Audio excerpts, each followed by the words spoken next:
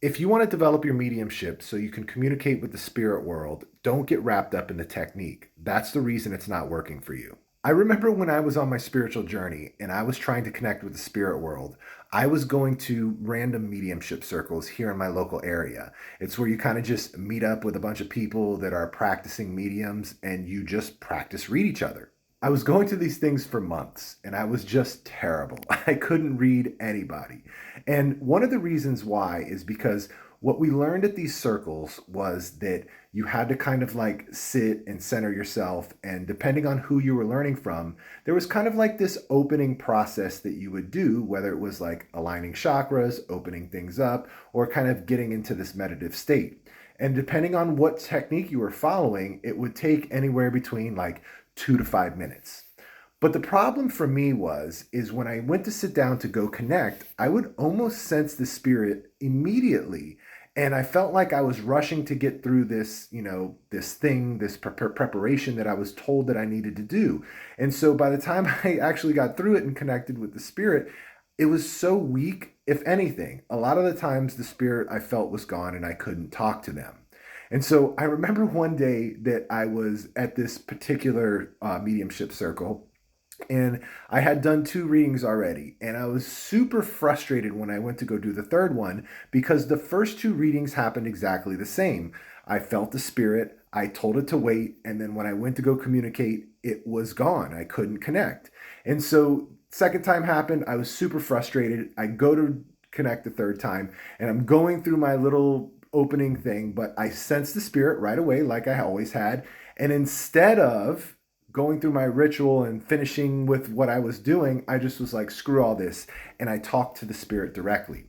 And what ended up happening is the spirit was telling me how he was a friend of the gentleman that I was reading for, and that they had a falling out in college, right? They were lifelong friends. They had this falling out in college, and the spirit was coming through to tell this gentleman that I was reading for that he's really sorry that it was the reason they fell out was his fault, and that he could have easily reconciled things, but he didn't, and for whatever reason he wished that he did, and so he was coming through to make amends. So the guy that I was reading for said that I described a situation that he absolutely experienced with one of his friends, and he asked me to describe what the spirit looked like. And I was still connected. I could still see the spirit in my mind's eye. And so I described it. It was a spirit that was wearing these leather pants. He had the vest on, mohawk, Doc Martin boots, very gothic. And so the gentleman told me, yes, absolutely, that was his friend.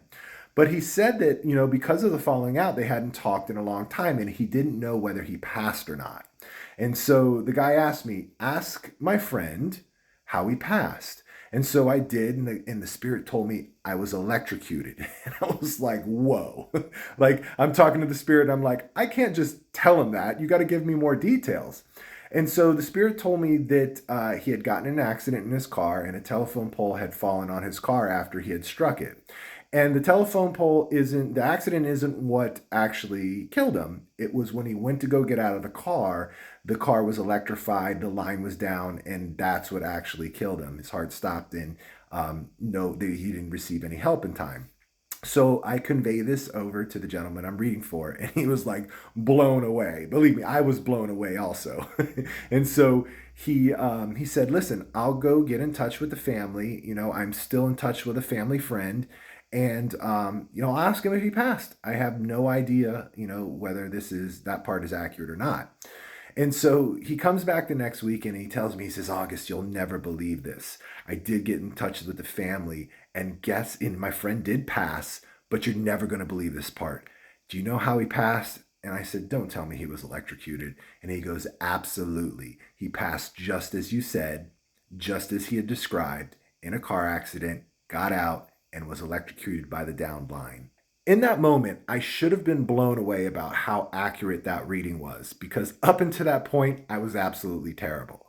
But I wasn't. I wasn't really impressed with the validation that I got or how accurate things were.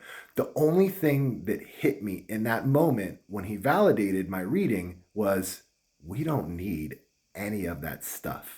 We don't need to open chakras. We don't need some sort of beginning ritual. We don't need to do anything but connect with the spirit and begin. And so what I did from that day forth is that I treated the spirit world no different than this world. And so what do you do when you want to talk to somebody in this 3D reality? You walk up to them and you start talking. And so that's what I started doing from this point.